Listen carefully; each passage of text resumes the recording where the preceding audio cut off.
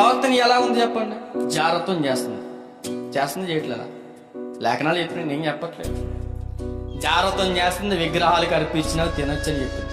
ఇప్పుడు విశ్వాసులు ఏం చేస్తారు? ఇప్పుడు అదే చేస్తారు కదా. జాగ్రత్తం కూడా మా అమ్మగారే చేస్తున్నారు, మా అయ్యగారే చేస్తున్నారు, నేను చేస్తా తప్పేటి అని విశ్వాసులు కూడా ఏం చేస్తారు? జాగ్రత్తలు చేస్తున్నారు. ఇప్పుడు వీళ్ళకి ఎలా ఉంది? ఇప్పుడు మా అయ్యగారు చేస్తే బాగుంది. నిజంగానండి, ఒక మనిషి అట మంచి చేస్తే వినడు కానీ చెడు మాత్రం ఎక్కువ వింటాడు. మనం ఎంత మంచి చెప్పినా వినడు కానీ ఒరే దొంగతనం చేయరా అంటే ఇది బాగుంటుంది, అడిగి నచ్చుద్ది. ఒరే జాగ్రత్తం చేయరా అంటే అది నచ్చుద్ది. ఒరే పాపం చేయరంటే అది నచ్చుద్ది. ఎందుకంటే ఆడికి దురజీవులు ఎక్కువ.